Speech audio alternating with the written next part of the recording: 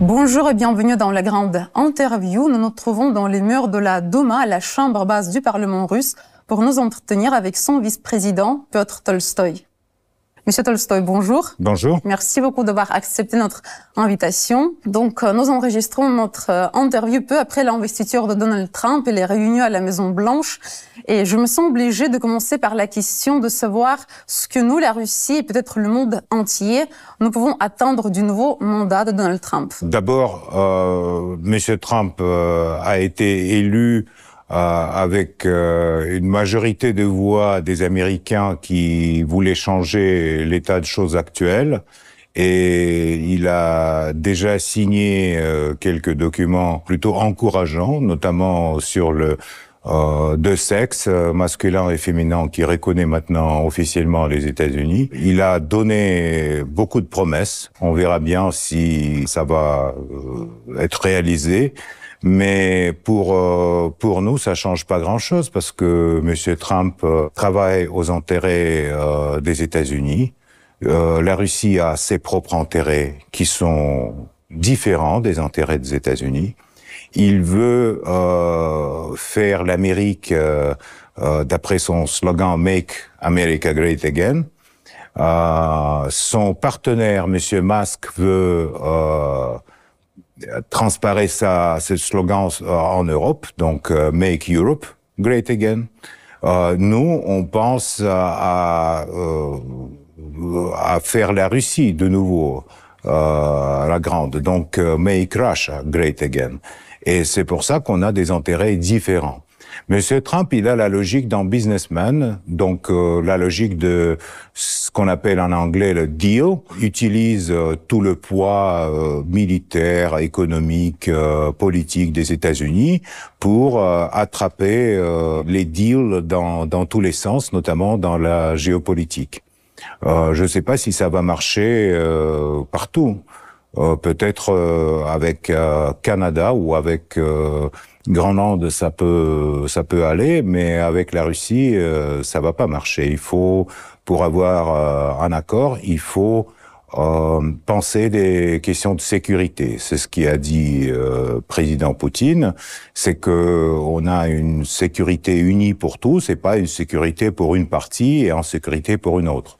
Donc, on verra bien qu'est-ce que ça va donner. On attend les entretiens entre les deux présidents de superpuissance, mais à mon avis, il faut pas avoir l'illusion, et donc il faut toujours penser aux intérêts de notre pays et pas des intérêts des États-Unis. Voilà, donc en 2016, après la première victoire de Donald Trump, cette nouvelle a provoqué des applaudissements à la Douma. En 2024, ce n'était plus le cas. Pourquoi nous avons perdu cet enthousiasme? Nous sommes devenus plus réalistes? À mon avis, on est devenu plus réaliste, et les applaudissements, c'était après une intervention d'un député qui a dit je vous félicite, et donc les députés l'ont soutenu par les applaudissements, mais à mon avis, c'était une réaction un peu spontanée, pas quelque chose qui a été calculé. On n'a pas d'illusion sur la politique des États-Unis, sur les intérêts des élites des États-Unis et sur la future politique de Trump. Mais on peut trouver, d'abord on peut renouveler le dialogue, parce que quand même l'absence de dialogue entre les deux superpuissances mondiales, c'est quelque chose qui fragilise le monde. Et donc on peut renouveler le dialogue, et dans ce dialogue on peut trouver des compromis, mais pas avec les méthodes de pression qui souvent utilisent Monsieur Trump dans les négociations avec des autres pays. Trump et l'Ukraine. Donc, lors de sa campagne présidentielle, il a beaucoup parlé que je vais régler le conflit ukrainien en 24 heures. Ça fait déjà 24 heures presque qu'il est à la Maison-Blanche. C'était juste un slogan ou il est vraiment capable de mettre fin à ce conflit, d'après vous? Vous savez, les politiciens américains, et souvent ils simplifient les choses pour ses électeurs. Donc, lors de la campagne électorale, il a dit oui, je vais régler le conflit en Ukraine à une journée. Hier, quand il a signé ses premiers décrets, les journalistes l'ont demandé, est-ce que vous êtes prêt à régler? Il a dit, il me reste encore demi-journée, donc peut-être ça prendra des mois, peut-être ça prendra des années, on ne sait pas. Pour nous, ce qui est important dans cette situation, c'est que les buts de l'opération spéciale militaire sont atteints. C'est pas que la Russie veut manger un morceau de la territoire ukrainienne. On veut pas avoir l'Ukraine pro-nazie et on veut pas avoir l'Ukraine militarisée avec les bases de l'OTAN sur son territoire. Donc, si ces choses-là, on peut régler, on peut discuter, à mon avis, c'est possible de petit à petit trouver un compromis. Joe Biden, il a passé à la Maison-Blanche 4 ans en parlant de son bilan. C'était une défaite ou il y avait quand même des moments positifs? Qu'est-ce qu'on peut dire? C'est aux Américains d'apprécier Joe Biden. Moi, je trouve que quand même, c'est un politicien avec beaucoup d'expérience, mais son état de santé, ses décisions ont été souvent travaillées par ses adjoints. Et à mon avis, dans n'importe quelle structure, c'est dangereux quand le dirigeant prend des décisions qui ont été travaillées par ses adjoints, sans trop réfléchir là-dessus. Donc le rôle de Sullivan, de Blinken, des autres est encore à étudier par les historiens dans tous ces conflits dans lesquels les États-Unis ont participé. Et dans leur défaite en Afghanistan, ce qui était un des bilans de activité de Biden sur la scène internationale, et dans le soutien de l'Ukraine dans la guerre de l'OTAN contre la Russie, et d'autres choses, et surtout sur le processus qui en fait a touché beaucoup les pays européens, quand ils ont de facto ont reconnu la perte de leur autorité, de leur souveraineté, et sont pliés sous les décisions de l'administration américaine. On verra bien si ça sera le cas avec Trump. Mais pour la Russie, Joe Biden était le pire président si on parle des relations entre nos deux pays. Oui, peut-être les relations entre les deux pays ont dégradé le plus sous la présidence de Monsieur Biden. Je sais pas comment ça va aller avec Monsieur Trump. J'espère que c'était une période le plus difficile. Mais au moins, il veut un dialogue avec Poutine, donc c'est déjà bien. Oui, c'est déjà bien. Ça dépend du façon de dialoguer, parce que d'après ce que je sais, notre président n'a aucune habitude d'avoir la pression telle que Trump toujours montre au public. Donc peut-être ça serait pas le cas. Les leaders, ils ont leur propre façon de communiquer, et à mon avis le dialogue c'est bien. De toutes les façons, avoir un dialogue direct entre les leaders des pays c'est bien. Et pour les États-Unis et pour la Russie. Et mauvais pour l'Europe. Parce que l'Europe est allée tellement loin dans son soutien à l'Ukraine, et tellement loin dans sa russophobie, que maintenant pour revenir, il faudra, je sais pas, des années. Et tous les leaders européens qui ont déclaré toutes ces déclarations des derniers 3 ans, ils doivent maintenant les manger de nouveau. Et comment ils vont faire ça si la politique des États-Unis va changer, ça c'est intéressant à regarder. On verra bien. On verra bien. Cela fait presque 3 ans que la Russie est le pays le plus sanctionné au monde, donc après le début de l'opération militaire spéciale. Comment ces sanctions de l'Occident nous ont influencés? Et d'après vous, est-ce que Donald Trump va se prononcer pour leur abolition? Et n'oublions pas que le plus grand nombre de sanctions anti-russes a été imposé par Washington lors du premier mandat de Donald Trump. Vous savez, ce qui concerne les sanctions, on a aujourd'hui presque 17 000 sanctions différentes sur et personnelles et sur toutes les sphères de l'économie russe.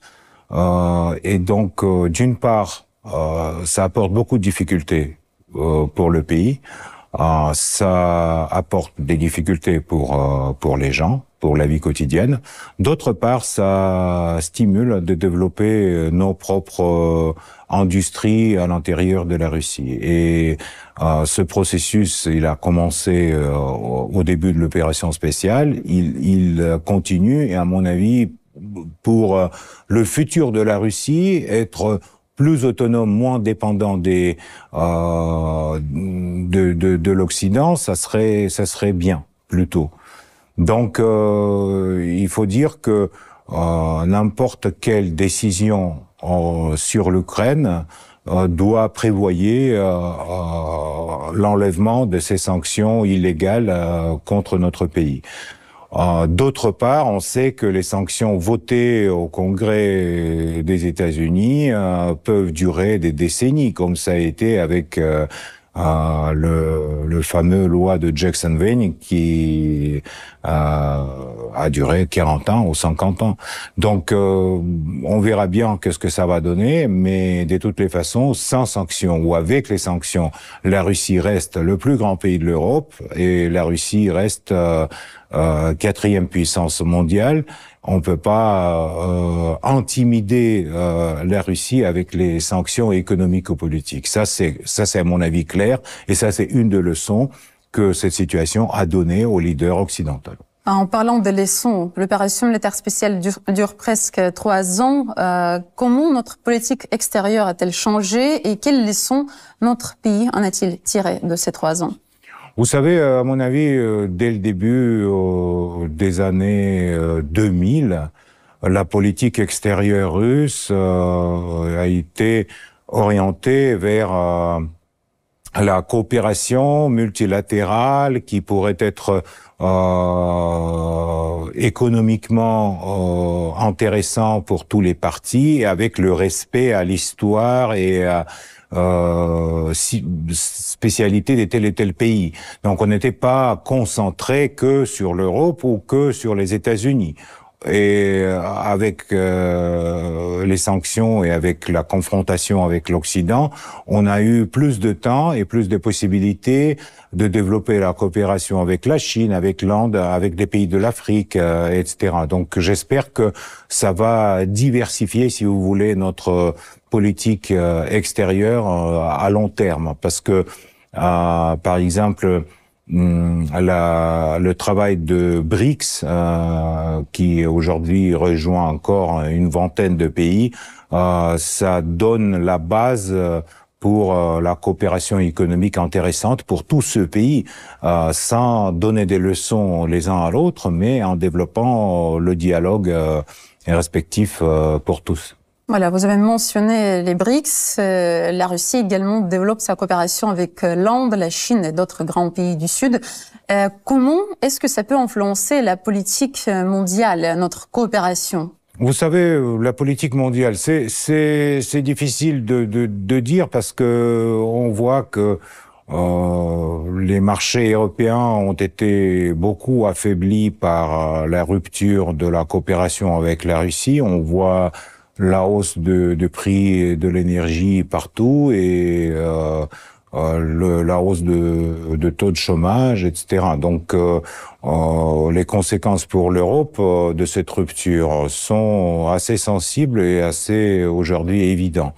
Ce qui concerne le développement de nos relations avec le Sud, avec les pays de l'Afrique par exemple, à mon avis, on a ici le grand champ pour travailler parce que vraiment il y a des projets très très intéressants avec la Chine notamment, et donc on verra bien qu'est-ce que ça va donner dans 10 ans.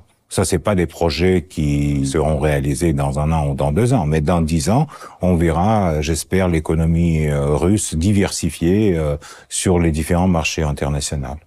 Est-ce que la coopération entre la Russie, par exemple la Corée du Nord et l'Iran, voilà, le président iranien s'est récemment rendu en Russie, cela fait peur aux pays occidentaux? Et les Occidentaux ont peur toujours de ceux qui ne ressemblent pas à eux. Donc tout ce système existant en Corée du Nord qui est orienté sur l'autonomie nationale, ou le système existant en Iran qui est orienté à leur leader à des ayatollahs, à tout ce qui ne ressemble pas le système soi-disant démocratique que les Européens jugent et les Américains jugent les meilleurs dans le monde. Tout ça, ça leur fait peur. Ça c'est leur, si vous voulez, point faible, à mon avis, dans la politique internationale. Ils n'arrivent pas à avoir un dialogue normal. Regardez par exemple les efforts de Trump quand il a voulu avoir un accord, un deal avec la Corée du Nord. Ça finalement, ça n'a pas marché. Donc il faut être patient, tranquille et respecter les systèmes qui existent dans des pays différents. Et à mon avis, aujourd'hui, la Russie mène la politique comme ça. En revenant aux relations entre la Russie et l'Occident, donc ces dernières années, nos relations ont beaucoup changé. À votre avis, faut-il essayer de les rétablir ou il faut aller de l'avant pour construire des relations plus saines avec de nouveaux partenaires? Pour rétablir les relations qu'on avait avec l'Europe et les États-Unis avant l'opération spéciale en Ukraine, il faudra beaucoup de travail, beaucoup d'efforts. Et c'est pas que un effort des Russes, mais c'est aussi un effort des Américains et des Européens. Ça dépend d'eux. Et donc, s'ils sont prêts à rétablir ces relations, je trouve que dans des années, on peut le faire. Mais évidemment, ils seront plus saines parce que jusqu'à présent, ils ne comptaient pas avec des intérêts de la Russie comme le plus grand pays de l'Europe et des intérêts de notre sécurité avec l'élargissement de l'OTAN. Il y a plein de points sur lesquels les Européens et les Américains, ils ont ignoré la Russie. Aujourd'hui, ils comprennent qu'on ne peut pas ignorer la Russie, que pas tout dépend des chiffres de PNB et que l'économie de la Russie est assez stable et elle continue à grandir malgré toutes les sanctions.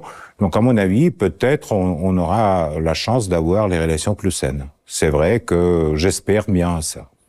Donc, c'est possible de les rétablir? C'est possible de le rétablir sur la base plus juste, plus équitable, oui. Après la grande conférence de presse que Vladimir Poutine a donnée à la fin de l'année 2024, vous avez dit la chose suivante, je vais citer, « Nous vivons une époque difficile et notre président porte un énorme fardeau étant donné l'infantilisme d'un grand nombre de dirigeants dans le monde. » De qui est-ce que vous avez parlé et en quoi consiste leur infantilisme? Regardez, par exemple, les leaders des pays de l'Europe. À mon avis, c'est des gens qui ne représentent pas telle énergie, telle personnalité qu'on a vu dans l'histoire, même dans l'histoire du XXe siècle, quand on a vu De Gaulle, quand on a vu Churchill, quand on a vu d'autres leaders, Helmut Kohl, etc. Aujourd'hui, même la dimension de la personnalité. Et souvent, c'est des personnages avec la sexualité perturbée, donc un peu traumatisés par leur relation avec la société, qui dirigent les pays et qui sont en tête de gouvernement, qui travaillent comme des ministres, etc. C'est une autre génération. Et à mon avis, il n'y a pas beaucoup de personnages. Vraiment des gens avec lesquels on peut avoir un dialogue franc et avoir des accords plus ou moins durables. Par exemple, le président français Emmanuel Macron, on peut dire qu'il montre pendant ces années un certain infantilisme. Président Macron, il montre que un produit polittechnologique dans le choix entre les extrêmes droites et les socialistes un peu avec des habitudes intéressantes. Donc, il montre que ce projet peut marcher. Il montre de temps en temps qu'il veut, encore une fois, prouver à des Français que la France reste un grand pays de l'Europe. Ce qui n'est pas le cas parce que la France n'a plus la possibilité de prendre ses propres décisions aux intérêts de leur peuple, du peuple français. La France prend des décisions aux intérêts de Bruxelles et de Washington. Donc, si on veut des relations entre la Russie et la France doit être doit représenter une certaine, je sais pas, indépendance de identité nationale, voilà, de quelque chose comme ça. Malheureusement, le président Macron, il veut ça, mais il n'arrive pas. Voilà, c'est ça le problème. Récemment, Emmanuel Macron a déclaré que l'Afrique a oublié de dire merci à la France alors qu'il parlait de l'intervention militaire française en Afrique contre le terrorisme depuis 2013. Donc, d'après vous, ce genre de déclaration est-il approprié de la part du président d'un pays où, pour la seule année 2024, il y a eu 3 gouvernements? Mais vous savez, dire merci, à mon avis, si on te dit merci, c'est bien. Mais quand tu demandes qu'on te dise merci, c'est pas très intelligent. Donc, on peut pas demander à des pays africains d'être reconnaissants à la France parce que les Français, ils ont beaucoup pris à l'époque de colonisation de l'Afrique, ils ont beaucoup pris dans des pays africains et ils n'ont pas dit merci non plus. Voilà, donc on verra bien. On voit que Macron a totalement raté le dossier africain. Les troupes françaises ont quitté le nombre de pays africains et donc aujourd'hui ils sont orientés à des autres alliés. C'est pas le succès de Monsieur Macron, comme d'ailleurs les changements du gouvernement. Donc, une des orientations clés de la Russie dans la politique extérieure, c'est l'Afrique. L'Afrique, quant à elle, est également intéressée à la coopération avec la Russie. Peut-on dire que l'Afrique a préféré la Russie à l'Occident? Pour l'instant, non, mais je crois que ce qui est important, c'est que dans le dialogue avec des Africains, nous, jamais on se comporte pas comme des lecteurs ou comme quelqu'un qui donne des leçons à des pays africains. Tandis que les Européens, ils ont cette habitude depuis de l'époque de colonisation. Et donc, à chaque fois, quand ils commencent à répéter tous ces mantras sur la liberté de parole, sur les principes démocratiques, etc., on voit bien que tous ces principes ne marchent pas en Europe. Aujourd'hui, en Europe, il n'y a pas ni la liberté de parole, ni la priorité de l'état de droit, ni rien du tout. L'Europe change son politique d'après les États-Unis et des intérêts des Bruxelles, par exemple. Mais les pays de l'Europe ne sont plus partenaires pour le dialogue. Les Africains, ils le sentent. Ils le sentent très bien. Ça se voit. Donc c'est pour ça que on a plus de confiance. En plus, on a l'histoire de coopération avec l'Afrique. À l'époque de l'Union soviétique, les Russes ont beaucoup construit en Afrique et ils ont beaucoup fait pour certains pays africains. Ça s'oublie pas. Ça reste dans la mémoire des générations. Et à mon avis, c'est bien, c'est un atout pour le développement de la coopération, future coopération avec la Russie pour les pays africains. Vous êtes connu parmi le public français car vous participez assez souvent à des émissions politiques des médias mainstream et vos interviews attirent toujours beaucoup d'attention. Et ces dernières années, les Français se posent la question de savoir pourquoi votre perception de la France a-t-elle changé et pourquoi Tolstoï n'aime plus la France. Qu'est-ce que vous pouvez leur répondre ? D'abord, moi j'aime la France parce que je refuse pas de donner des interviews à des médias mainstream, malgré qu'ils sont souvent 6 contre moi et je le vois pas techniquement, donc c'est différent de donner l'interview de Moscou que sur le plateau à Paris. Moi j'aime la France, j'aime les Français, je sais que la plupart des Français ressent une sympathie à mon pays. Historiquement, c'est le cas. Et même j'ai dans mon bureau les petits images du petit Parisien. Donc voilà. Donc vous savez, moi, mon attitude à la France n'a pas changé. Par contre, la politique actuelle de la France, les menaces d'amener la Légion étrangère en Ukraine, l'activité des militaires français sur les territoires ukrainiens, dont on a tué déjà pas mal, les chars français sur les territoires ukrainiens, dont on a brûlé déjà pas mal, ne peuvent pas me armer par une sympathie à la direction actuelle de ce pays. C'est pour ça que, bon, leur attitude à la Russie a changé et l'attitude des Russes par rapport à la France aussi changé. Et pour terminer, heureusement, vous acceptez assez souvent les invitations de notre chaîne RT1 français pour nous donner des interviews en français que vous maîtrisez parfaitement. Qu'est-ce que vous pourrez souhaiter à notre chaîne RT1 français et à nos spectateurs qui vous respectent beaucoup? D'abord, j'espère que votre audimat va grandir dans l'année qui vient, que plus des Français ont la possibilité d'avoir une alternative dans l'opinion sur les sujets géopolitiques.